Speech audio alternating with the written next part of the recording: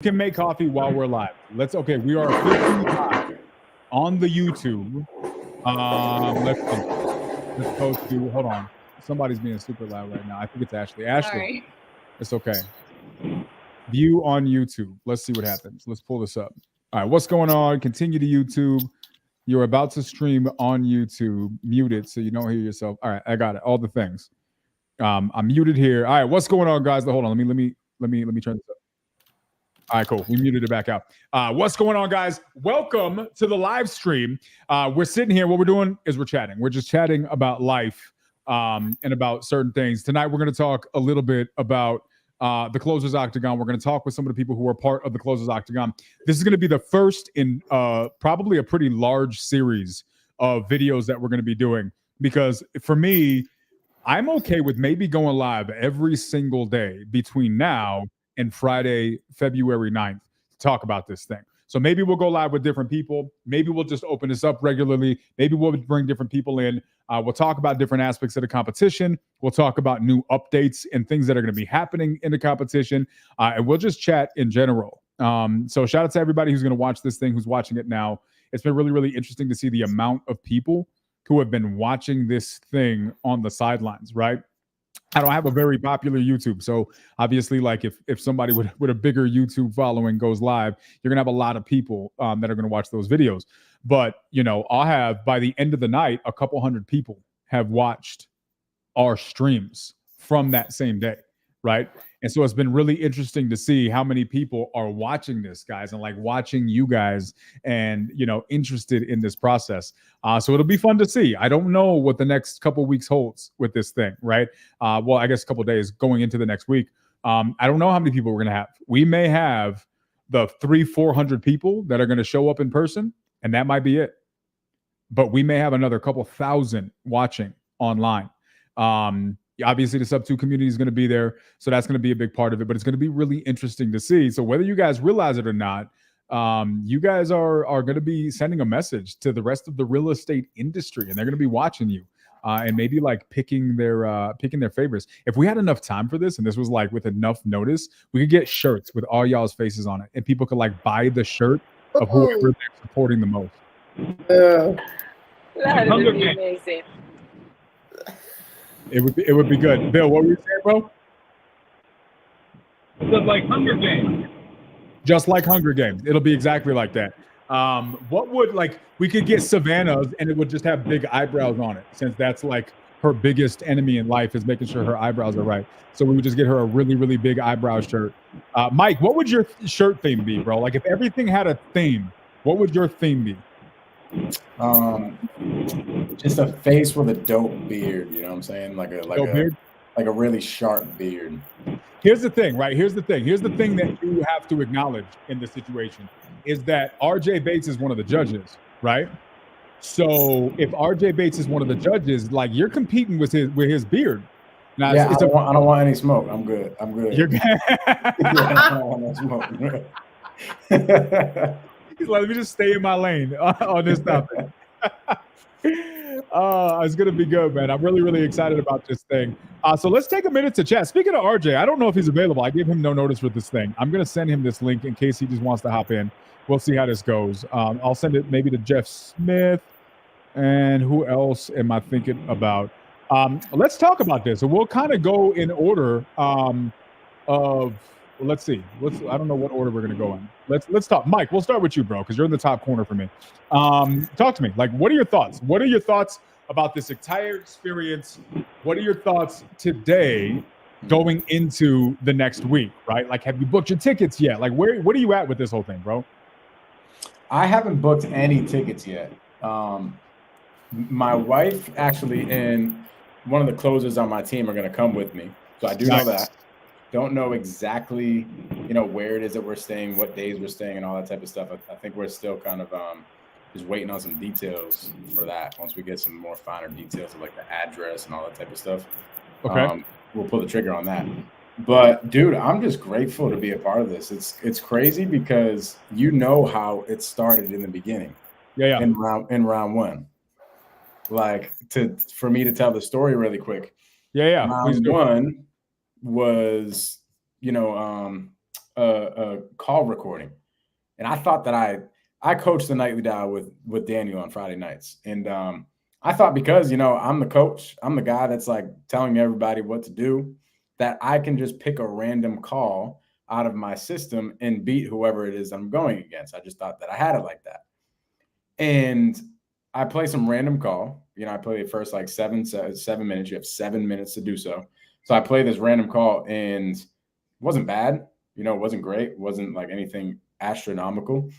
But the dude that I was going against was super prepared.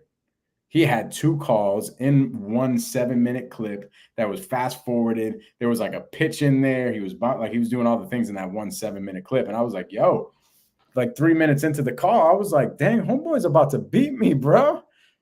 And he beat me, right? So I almost chalked this up as an L, Daniel, that weekend. I was like, you know what? Whatever. Like, I don't got to be a part of the competition. It is what it is. On to next. I'm just going to chalk it up as an L. And then something told me to just be like, no, bro, this is your fault. You were not prepared enough. You thought that you were the man. You got to go prepare. You got to go practice. You got to do whatever it takes to get back into the competition, and make it to the final round. So that's what I did. I took the next 2 weeks. I started doing role plays in my team.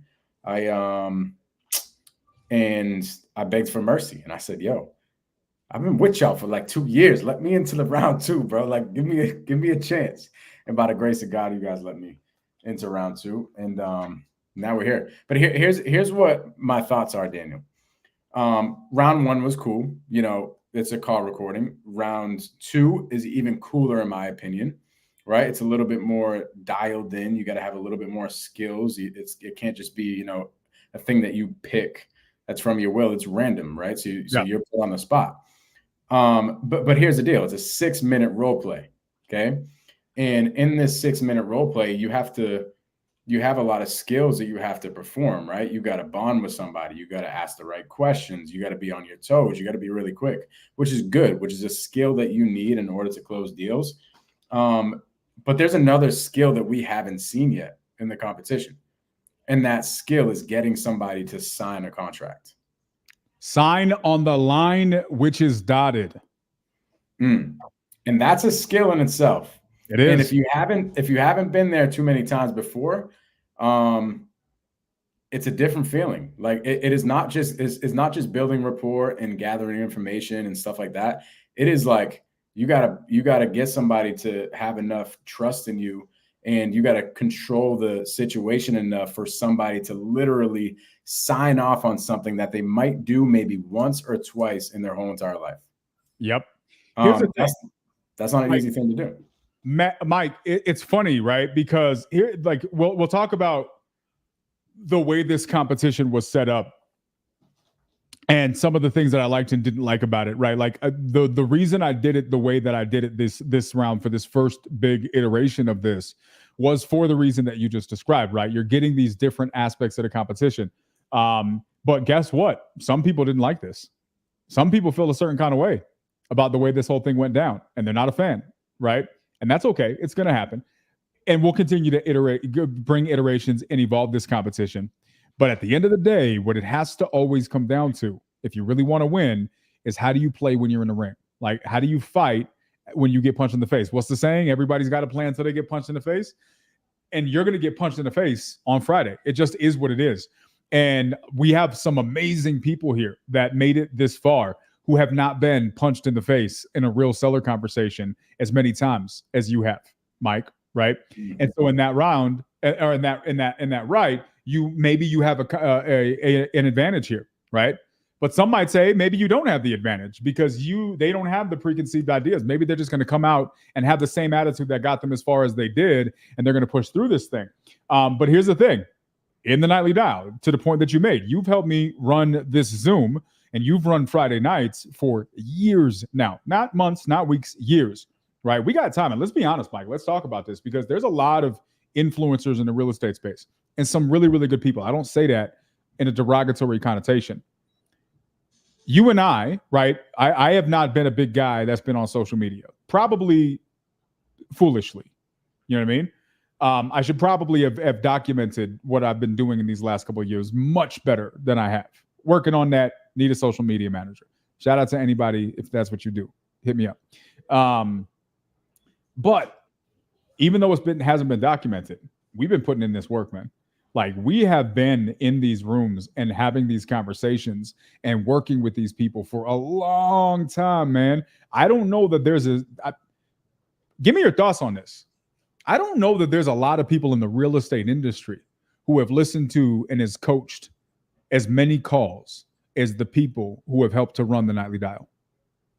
Bro, I've never thought of it like that. There's no way. How? Because really think about this. It's like it's at least 15 calls per night? At the very, very least. I've done the math, right? So the first year was 5 days a week, right? Then we went to 3 days a week. Now we're switching it up and we're going to go to 1 day a week. Okay, cool. Bro, it's thousands of phone calls. Mm-hmm. You know what I mean? Now, maybe you weren't there for all 5 days, and that's fine. But still, if you bring it down to your day, you're still up there. You've done a lot of calls. The only people who are listening to and giving feedback on more calls are people who have multiple seat call centers that are staffed throughout the entire day. That's really the only people that I can think of. Now, maybe that's different. Maybe there's something I'm not thinking about here. But that being said, man, I just really think that you have an advantage because you've listened to this, right? But you've also done it on your day. Friday night, more than any other night in the Nightly Dial, has the most contracts signed. Multiple times I have seen you lock up and sign a contract, screen shared on a live Zoom. I have heard you mess up calls and then call and fix the calls 5 minutes later. Like you really do this, right? So how big of an advantage do you think that gives you against other people? I said this last week. I don't underestimate nobody. Anybody can do anything. So even if you've never even talked to a seller, I know there's people in the competition that literally have never even talked to a seller. I wouldn't underestimate them at all. And you can't teach a kid to ride a bike at a seminar, one of the sales books written by Sandler that Pace talks about a lot. He talks about, the salesperson that goes into a department and is wet behind the ears. They're brand new. And they crush it in the first 90 days, okay? And then all of a sudden, day 91 hits, and their sales tank. And he talks about why, and he's like, they end up becoming the expert in their field, and they lose just having a conversation with somebody. Bruh. Right? Savannah, how many times have you heard me talk about this, right? I was talking about this. We have a new person that just came on the team recently, right?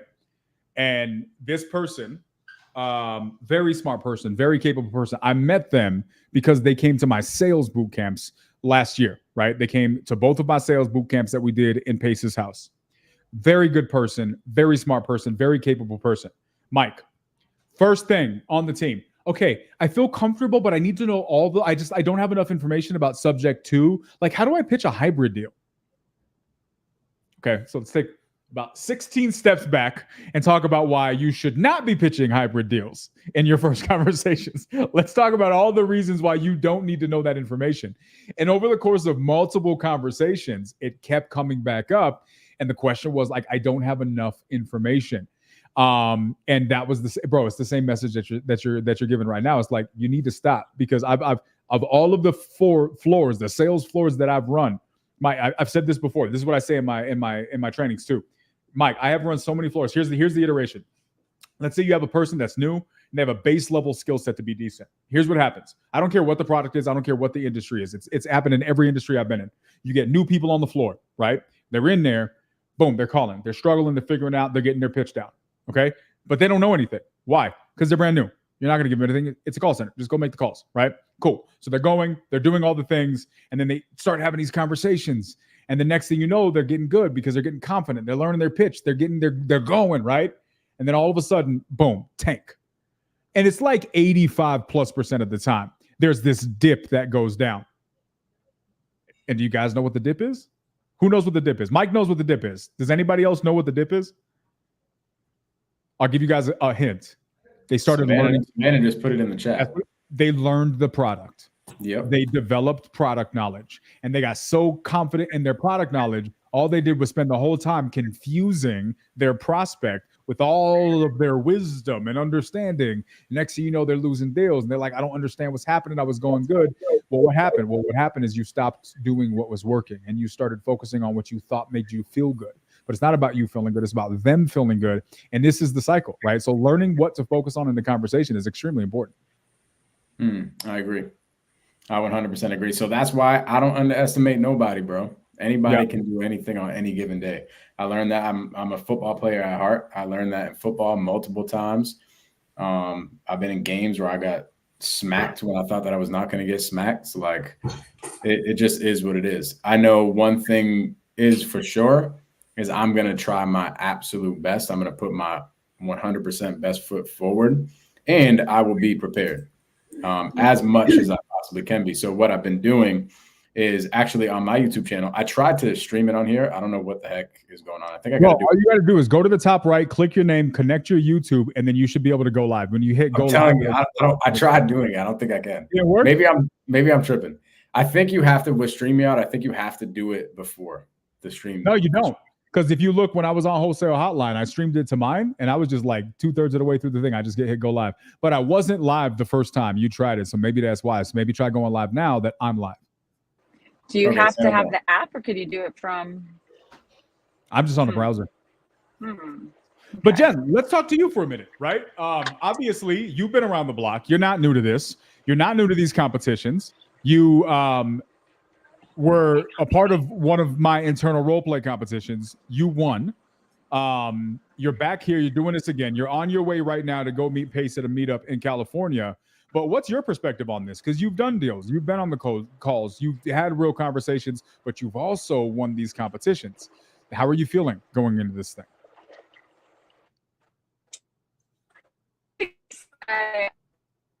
Competitions are so awesome because they just, can you hear me okay or no? Yeah, now we can. Okay. Because they really force you to stay on top of your game and to sharpen your skill set. It's easy to get comfortable when you're an entrepreneur, solopreneur, working from home in a bubble. Even if you have a team, they're not around you the whole time. So you can do whatever you want, really. But when you have a shot clock and people watching you and grading you, then all of a sudden you really have to be more intentional with what you do. So they competitions, that's how I do it, because I know it forces me to level up, like you said, level up the sexy. Level up the sexy. That was a pre-live stream conversation, guys. You guys exactly. So what are some of the things that you're doing? I know you're on the road, so if we can hear it, what are some of the things that you're doing in order to get yourself prepared? Role playing.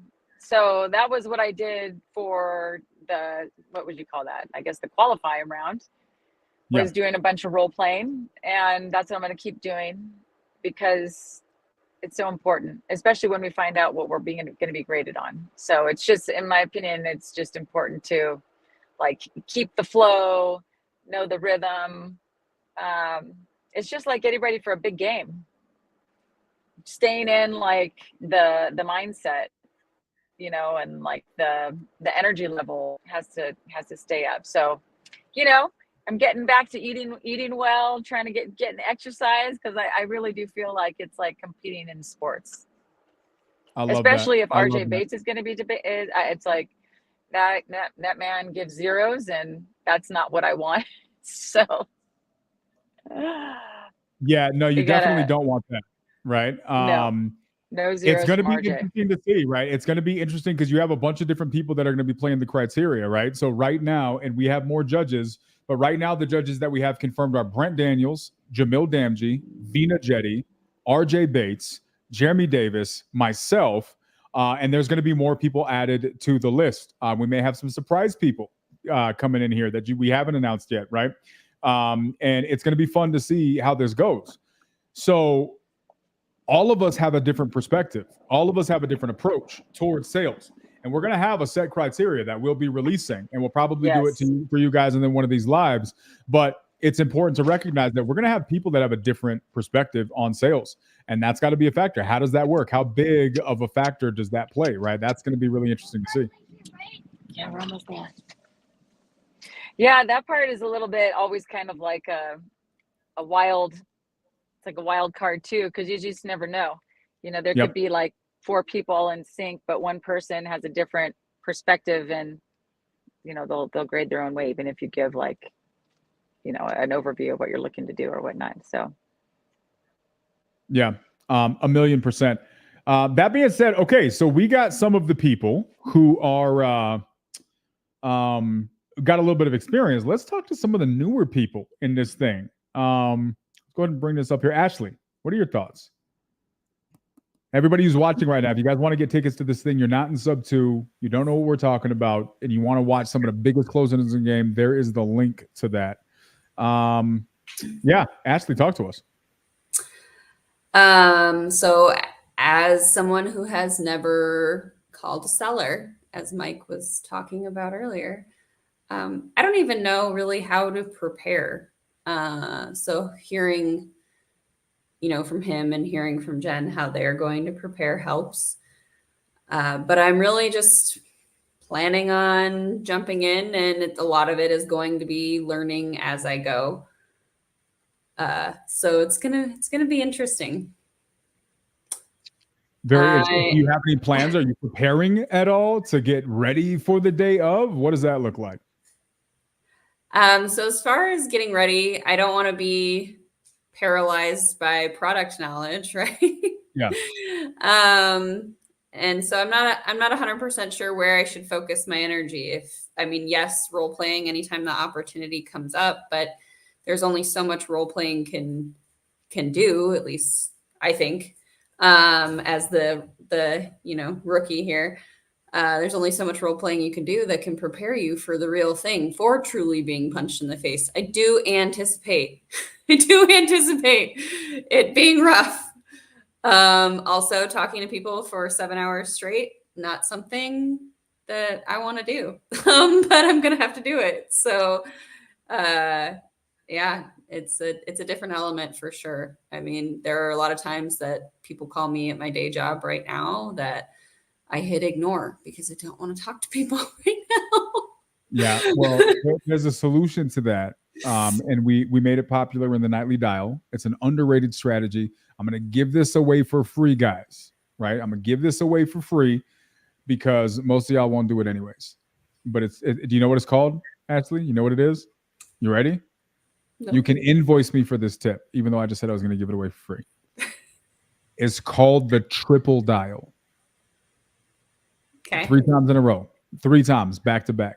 You want an advantage? You better be triple dialing. Somebody who's out there who's not triple dialing, I'm concerned about their numbers that day. You got to triple dial. It's an awkward thing. We could spend a day going into why this matters, and we got data. We have actual. This is not opinion. We got data on why this is the answer. But yeah, most people won't do it. Most people won't do it. But if they did, it's going to make a difference. So there's a little tip to put in your pocket. Do you think you'll take the time to actually get on some real seller calls and get yourself prepped that way? Or are you just going to wait and then just jump into the deep end? No, I do plan on making some calls this weekend. It won't be anywhere near the amount that it will be next Friday, though.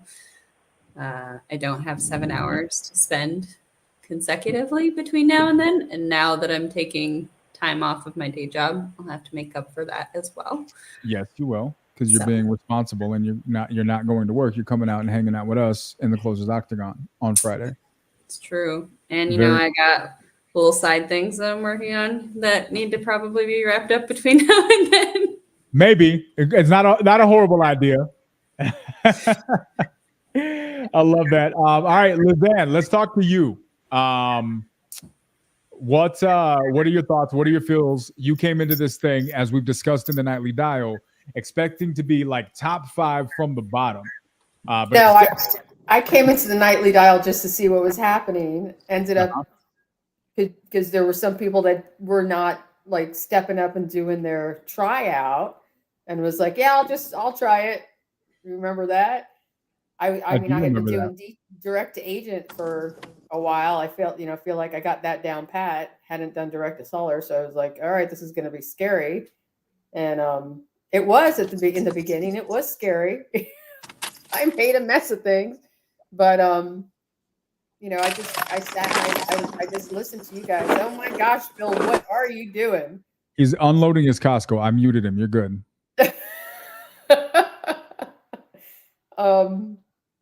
Yeah, just listening. I was talking to Stevie Brown about that a little while ago. I was just like, I didn't practice the 6 minutes as much as a lot of other people did, but I just kept going in, the nightly dial and listening to the feedback, and then in my head, I finally got that, like, okay, you got to, hit this, make sure you're getting and listen.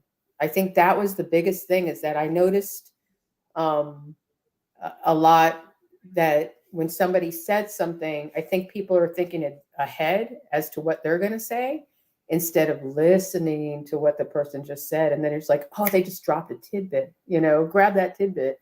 So I'm hoping that with my nerves, being what they're going to be, that I'll be all right, once we get up to Phoenix. It's really important, right? Like I talk about this all the time in sales coaching, and I can't count how many times I've said the phrase, focus on the conversation that you're having. Just focus on the conversation that you're having. People come in with these preconceived ideas of trying to get prepared for all of these weird hypotheticals. And then the second you don't have the appropriate response to the situation that you didn't hypothetically plan for, now you start stumbling. You get nervous, then you get in your head, you stop, and now you're frozen, right? Well, just stop all of that by stop going into the conversation with these preconceived ideas. Just focus on the conversation that you're having. But here's the thing, and that's tough to do. That's a very difficult thing to do. It's hard for some people to shift those gears.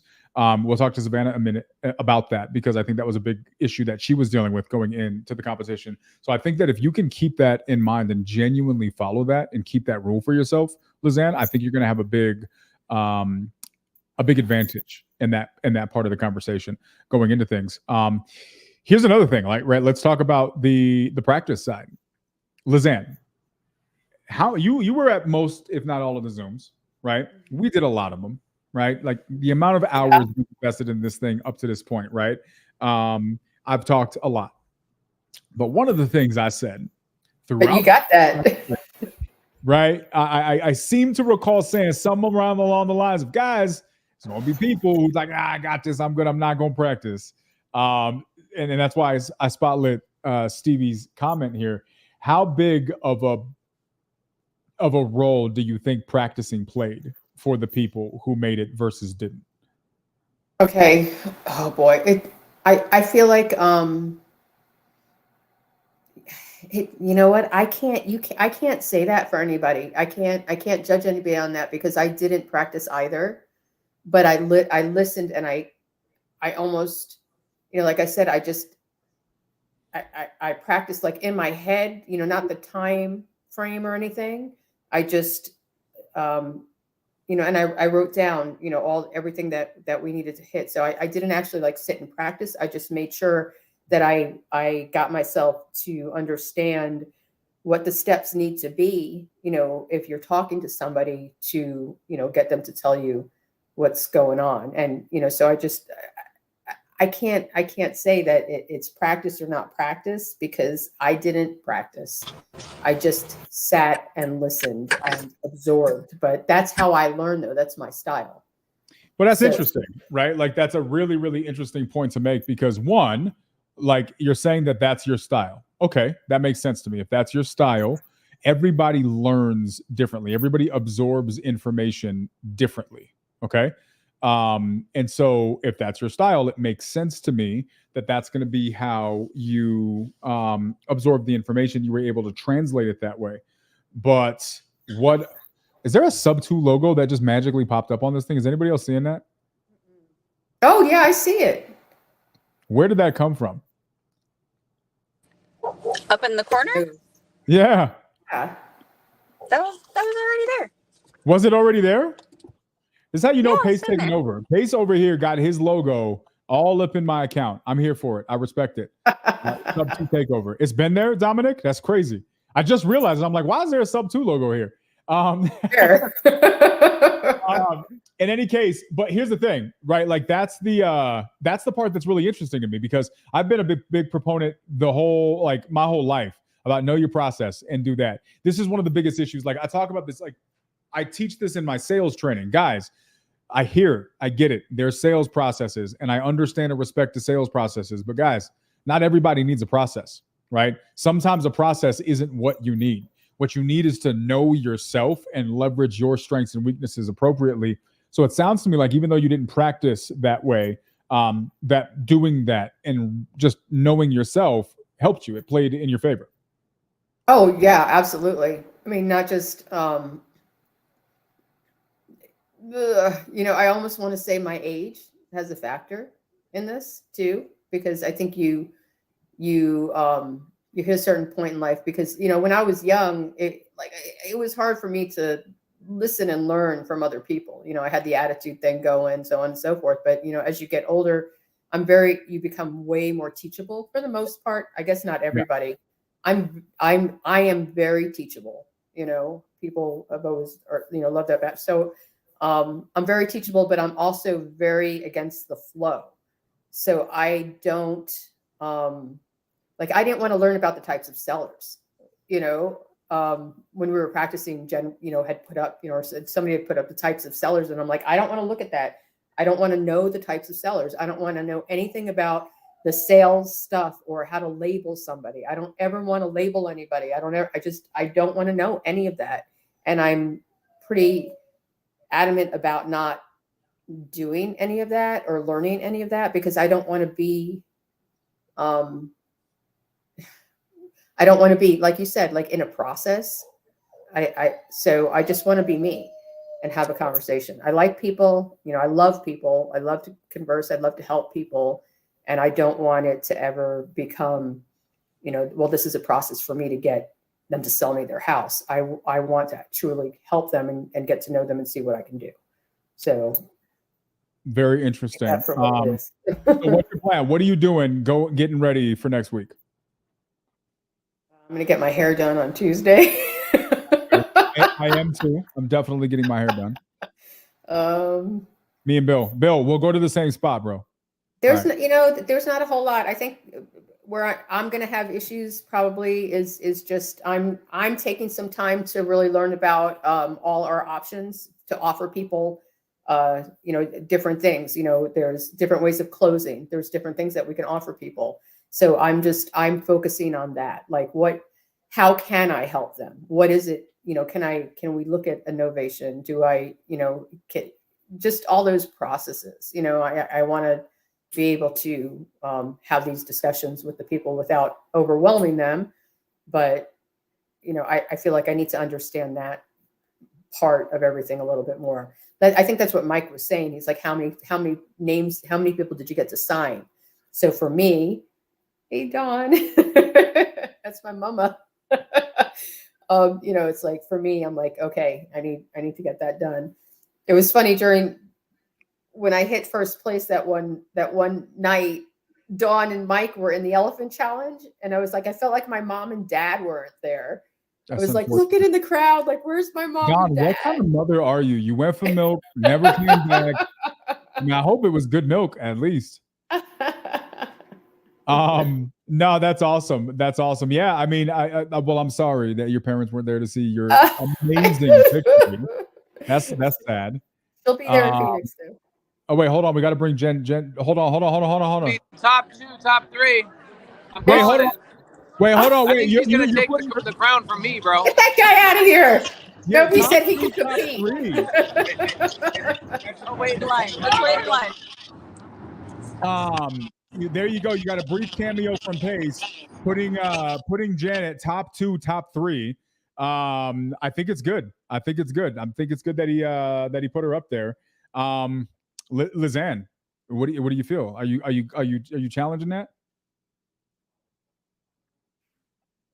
No, I'm going to be happy with anything that happens. It's so crazy to me how you get some competitors that are like, oh, I'm coming for your neck. I'm going to destroy you and I'm going to eat your kids. Then you guys are like, no, you'll probably do better than me. I'm so happy for you.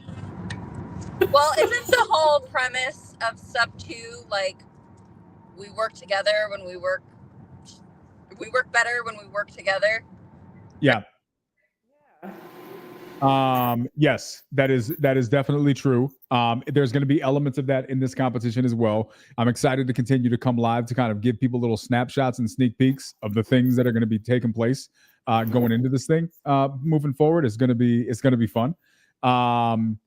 That being said, it's just a matter of being prepared. Let's talk about this for a second. It's funny because we were talking about this last night in one of my training things. So a lot of you guys know I just recently launched my course officially, right? I've been coaching for free in Sub 2 for years. I finally stepped it up and did my thing and started my own training program, right? And so I'm finally able to get my philosophy out there because for a long time, I wasn't pushing a specific philosophy because I just want to be respectful of different people's perspectives and points of view. And I think it's been helpful for a long time. But what's funny, we had a whole conversation. So in my course, I have a whole section about processes, and I'm giving away like 5 different sales processes. I look at processes like diapers or like training wheels, right? Let's call it training wheels for the sake of not having a shitty conversation. So I look at it like training wheels, right? Training wheels are important. They're important to get you stability as you get started with things. The problem is, who wants to ride a bike with training wheels their whole life? Like at some point, you have to have internally an inherent balance that you possess that gives you the ability to ride more flexibly. Because here's the thing. Training wheels will serve you on a flat surface in a straight line. Training wheels won't serve you when you have to go into rough terrain or when you encounter circumstances that you weren't prepared for. Circumstances that those training wheels are not equipped for. And in my opinion, that's what sales processes are. I think sales processes are fantastic. And I think that it is amazing and necessary to have them to get you started. But what bothers me so much is that so many people get into sales thinking that what they need is a good sales process, and then they stop there. And then they live their whole career with training wheels on their bike, not realizing that there is something past that. And that's the thing that I want to talk about. And the problem is, what Dominic's saying is why I spotlight this point, is because what he's saying is right. Training wheels, or in this case, processes, will give you that consistent result. But what happens when the situation you encounter doesn't fit your sales process? Are we just supposed to lose that deal? Or is there something past a sales process? And I think that's a conversation that we don't talk enough about. And I want to bring more to the center stage of a conversation moving forward. And what I think is going to be interesting to see is how that perspective plays out in this competition.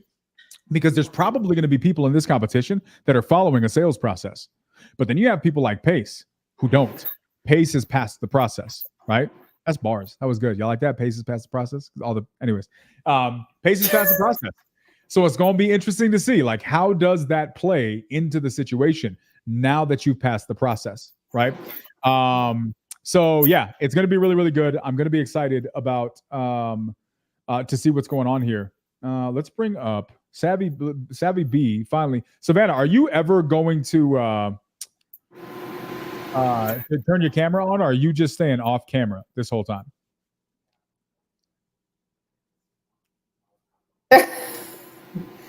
Savvy. Awkward silence. I think we have our answer, y'all. Okay, we're gonna let appreciate you, Peter. We're gonna let Savannah think about her current life situation. Let's talk to Bill. First of all, Bill has a fantastic background. Bill, where you at, man? Tell everybody where you're at. Anchorage, Alaska, with Cassandra, who's on here right now. I love that. Shout out to the Alaskians. Alaskians. I'm going with Alaskians. Yeah, it's not right. Okay. No. Alaskans. But I like Alaskans better. It's got a zing. I don't know. Maybe it doesn't. All right. Straight from Alaska. You came into the situation very similar to some of the people who were just kind of coming out the blue. How are you feeling about it? What is your strategy going into this next week as you get prepared to come down here and show them what Alaska's working with? Well, how to prepare to get punched in the face is get punched in the face a couple times, right? Yeah.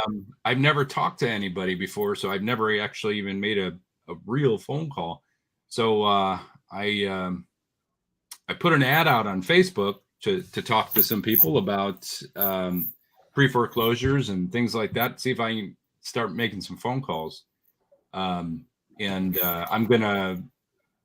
to role play with Cassandra, possibly Zan, and just keep doing what we're doing. I got to tell you though, I had zero experience, and I still do, but zero confidence in this. And going through this motion and role playing and role playing and role playing and going through it is just like I said the other day, I'm ready to make some phone calls. I mean, I'm not scared. I'm scared for whose business I might muck up come Friday. But you know what? I'm not scared to make the phone calls. I'll do it. I'm down. I'm ready. But I definitely have to learn. I don't know enough about the products. That's my whole week. That's how I'm going to prepare. I'm going to just try and understand what we even have to offer. Yeah, I mean, it's just not knowing. It's like, it's a scary thing, scary place to be when you're dealing with someone's like Mike G said, something that someone will do twice in their life. You know, you're messing with their mortgage, you're messing with their life, things like that. But yeah. Yeah, well, here's the thing, right? Like what you're talking about right now is getting into the thing that Lizanne said she's going to stay away from, and it would behoove everybody to do exactly that, right? Like there's a million hypothetical variables that you could find yourself getting into, right? But that's not what you're there to talk about. You're there to focus on the conversation that you're having, right? Here's one of the things that I love about this competition, right? This competition, unlike anything else, has afforded the opportunity for people who probably otherwise didn't feel like they deserved to be somewhere to demonstrate by action that they do deserve to be there. One of the fantastic things, which you just said with your own words and has been said repeatedly throughout this competition, is the impact that it's having on people, the confidence that it's giving them to push outside of their shell, right? I think that that's really, really important because, there's a hi mom. Who's hi mom? Who's Megan C? Let's go. Say hi back, Lizanne. You muted me, DQ. Yeah, Hi, Megan. you were rustling. I'm sorry. Go ahead. That's my daughter and her fiance, Andrew. They're getting married in August. They're going to be, so we already know whose t-shirt they would be wearing if we were doing t-shirts for competitors. Yeah. I appreciate that. I respect it. I hope, Megan, that you're proud of your mom because she busted her butt to get here. It's going to be interesting to see. But going back to what we were saying, Bill, like you got to focus on the conversation that you're having. Guys, do yourselves the favor and make as many calls as possible in the next week, right? Get that out the way. Get that gut punch out the way. Do that. Because again, there's going to be some people who are not your proponents and they're going to be like, they haven't made calls before. They're not going to be able to do this. Okay, maybe. But those same people would have said you probably wouldn't have scored the way you did either, right? I think, Ashley, you said it best. Didn't you have a lot of reasons to not succeed at something that you tried, and then you ended up becoming one of the best at it? It is true. It is right? true. No sales experience, no talking to people. Right. One of the stories okay? that you, yes, we can. One of the stories that you told that I thought was really interesting was your story about your CPA exam, right? Yeah.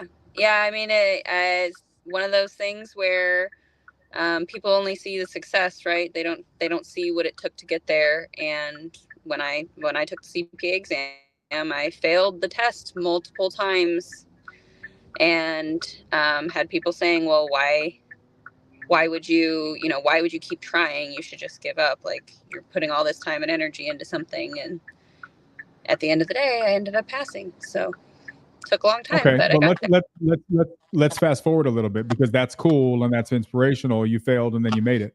Mm-hmm. Where are you at now in that career? Like, what status have you reached in the career that you almost didn't even make it?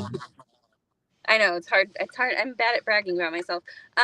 So I mean, I'm at the top of my career. I have hit the top of the corporate ladder. I am, a finance leader. I sit on the executive team. I have won Controller of the Year through Financial Executives International, and last year I got top 50 women leaders in Arizona. So I never let any failure hold me back, and just kept working hard and continuing to fail and move past failure. And I mean, obviously that experience in life has allowed me to take risks such as this. I mean, it was a month ago that I started with Sub 2. I've never done any real estate investing, never done any sales thing.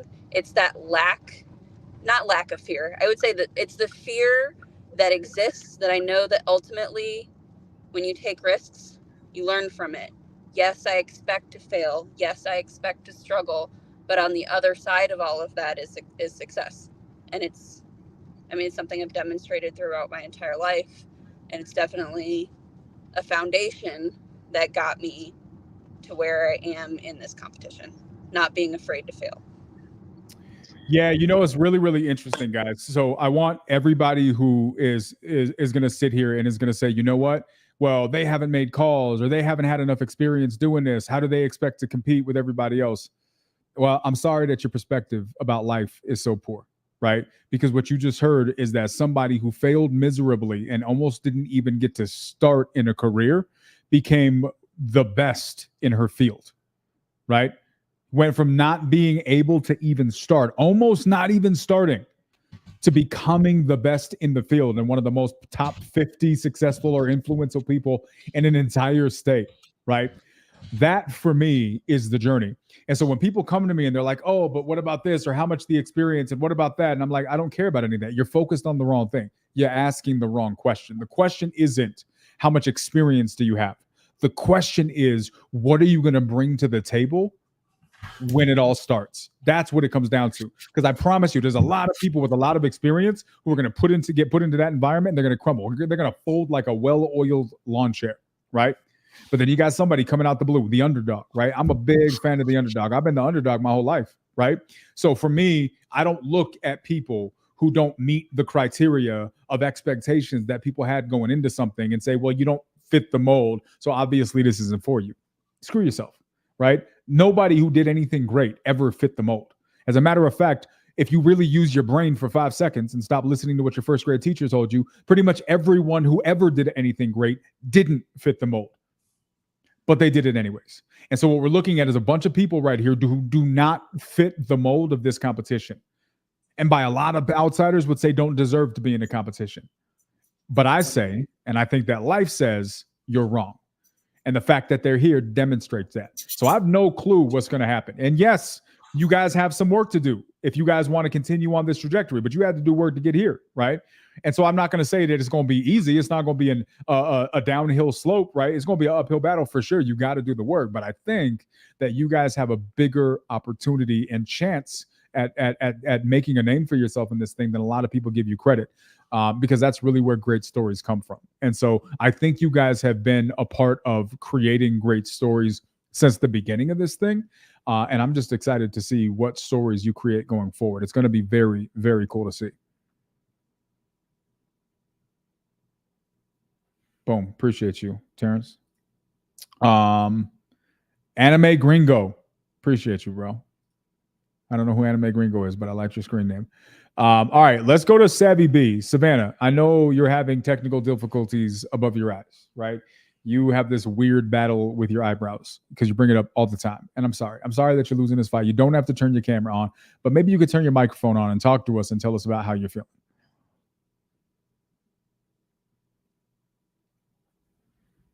I'm about to kick Savannah from the whole live. She's typing in the chat. That's the worst part. Savannah, going once. Going twice. Are we going to have to remove her? We're going to have to remove her. It's unfortunate. Okay. All right, ladies. Any final thoughts from your perspective? Final thoughts? Ashley? Why call me out? You have any final thoughts? No. I think it's awesome that you and I faced off in round 1 and we're both here. No, I felt like I had my kind of like my partner going through, you know.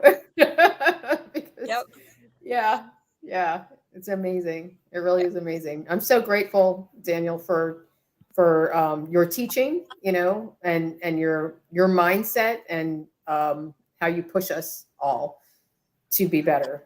So thank you so much for that. And Pace, you know, I don't know if he's watching, but what was it? We're coming for you. I love it.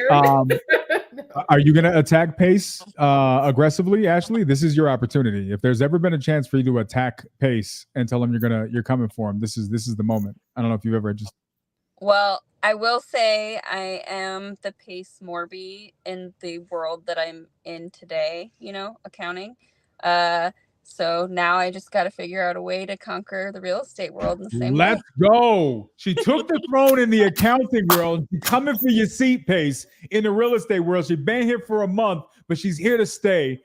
Very, very excited about that. I would want Savannah to talk trash, but she can't talk because she doesn't understand how technology works, which is extremely unfortunate. But yeah, that's kind of the way it is. Katie, appreciate you. You know, one thing that I want to do, and maybe what we'll do for the next press conference, is we will bring up some of the people who've been watching from the sidelines, like the Katies of the world, and get their perspective just as onlookers to this whole entire thing. Because, I mean, it's really cool, right? Like at the very beginning, the reason I wanted to do this thing is because I wanted to just demonstrate to people what's possible and give people the opportunity to, you know, make their own path in life, right? You can be in an industry for a long time and not have the opportunity to stay on the same stage as Pace and Jerry, right? So I think that that's really cool. But there's going to be a lot of people who've been watching this thing they've been inspired and they've learned some stuff. So maybe on one of these things we'll get anybody who's watching to come in here and we'll throw this thing in the chat and let people hop up here. But it's been really, really exciting to watch this whole thing. I agree that you just got to know your mold. You got to follow it. You got to go for it. Apparently, Ra is an anime gringo. Right, I just got so many questions about this whole situation, bro. Like, you and I need to have a full. Maybe we'll bring you up here just to explain your YouTube screen name. You know what? I think that's my old roommate. No, I think it's Rob from the Zoom. One of my good friends. Is it? I think so. He was a competitor. Yeah. Okay, because my old roommate refers to herself as Ra as well. So I'm like, is it your Ra or my Ra? Or Ra. Is your old roommate an anime gringo? Although I'm not sure that Ra qualifies. I don't know that Ra qualifies. I don't know if there was a set of criteria. I don't know that he meets them. But who am I? I didn't make these rules. Maybe we don't understand it, Ashley. So anime gringo, you got to come up here next time and talk about this whole entire thing. Dominic, I appreciate you, Pumpkin. No, definitely, Terrence. It is not over yet. Guys, Bill, before you give your final thoughts on this thing, if you are not in the sub-2 community and you want to see what this is all about, you've been watching any of the competition or you've missed it, the final round will not be live streamed. It is a tickets-only situation, right? Jerry Norton, Pace Morby, competing against all of these other people and more to see who is the best closer in the game.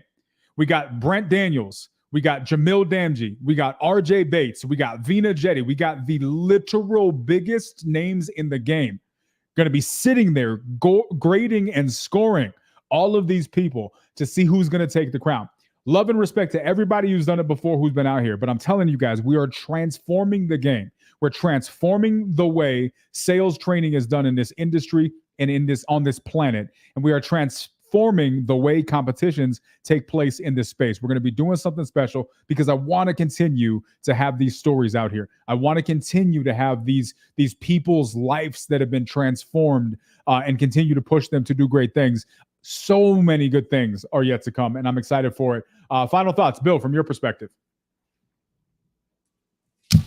Not many final thoughts. Just I'm pretty excited, but mainly I wanted to say that I'm grateful to you for putting all this on. I know this is you're putting a lot of time into this, a lot of efforts, obviously, and I know that this particular moment, this particular thing, this particular contest is going to slingshot where I'm headed. I know that for a fact. And I owe that to you. So thank you. Wow. Thank you, man. That means a lot. Genuinely, I say this all the time. This is really why I do this, for statements like that, for experiences like that. That's really what all of this is for, right? And it's going to be really fun to see. And at the end of the day, bro, like, you could have said no, right? I called you out, put you on a spot, but you could have said no, right? You didn't. And you decided to step up and do something crazy uncomfortable. And here you sit, right?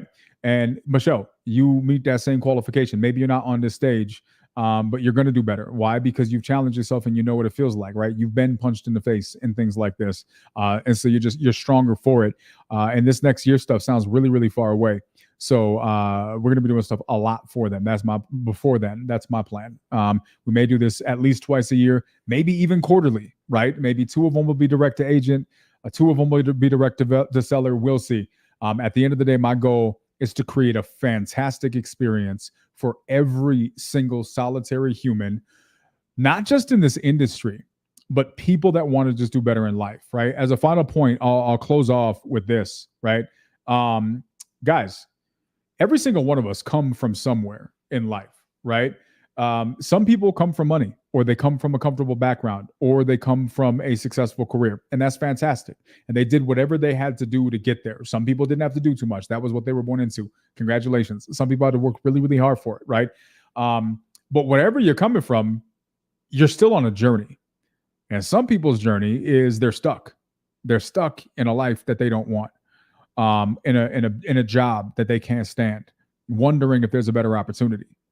It's my belief that real estate is 1,000,000% an opportunity that can transform people's lives. We, all of us on the stage, are part of communities that thousands of people's lives are better because they decided to get out of their comfort zone and try something new. And so for me, I know what it's like to not know what you're going to do tomorrow, to not know how you're going to eat the next day, and struggle saying, I know that there's more than this. And so for me, one of the things that I love about this industry is it gives people the opportunity for more. So right now, what we want to do is take the people who are already in this space and give them every single possible opportunity that exists to do exactly what Bill just said and catapult their careers to the next step. And then hopefully that wave, that ripple effect will be big enough and it'll reverberate outside of this space and start to touch people in different industries and make them realize, holy crap, there is more to this. There is a skill set I can develop. There is something I can get good at. And if I'm willing to do the work and focus in on this thing, my life can be different, right? And I can live the life that I want, not the one that I was given. And that really, really is my passion, guys. And honestly, you guys all being willing to be testaments of this is a reason that this thing exists.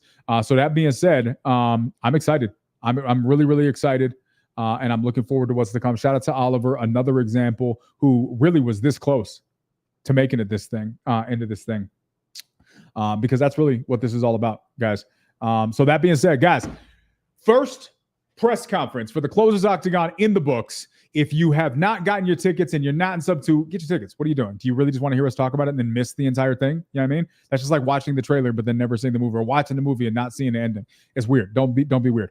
Get your tickets. If you have people that you think need to learn how to get good at having conversations with sellers and want to see this type of thing, make sure they get those links and they go and buy tickets. It's like $99, guys. It's really not that expensive. And there's a lot of opportunities on that page for other things that exist. I genuinely think that if you are not in the sub 2 community and you don't have access to this for free, you genuinely need to be looking at what's on that page, because there's more than just the tickets to this thing.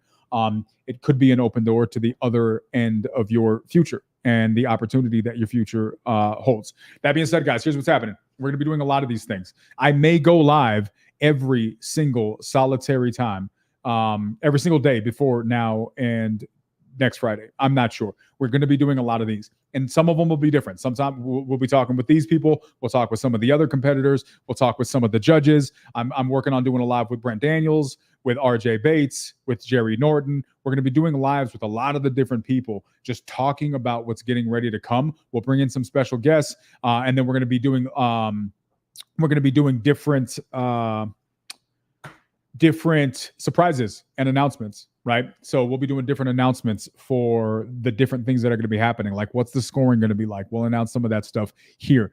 So guys, if you have gotten any value in this, or have any appreciation, or excited, or are trying to support any of these people, spread the word. Come out here, show the support, and let's show up for the people who showed up for themselves, and let's let these people know that we got a crowd behind them, rooting them on, because it's going to be exciting. So we'll see you over the next couple days leading up to this thing. A lot of exciting things to come. If you do not subscribe to my YouTube, please subscribe to my YouTube, or go to my Instagram, turn on the notifications. I didn't even post this on my Instagram today, so it would be helpful if you guys have the notifications turned on so you can see when we go live. Go on to Instagram and do that. Follow all of the people that are on the screen, because you can be able to kind of watch their journeys as they go. And it's going to be a fun couple days. A lot of good things to come. And then Friday is going to be epic. That being said, guys, have an amazing night out there in YouTube land. We will see you guys next time. Love y'all. Peace.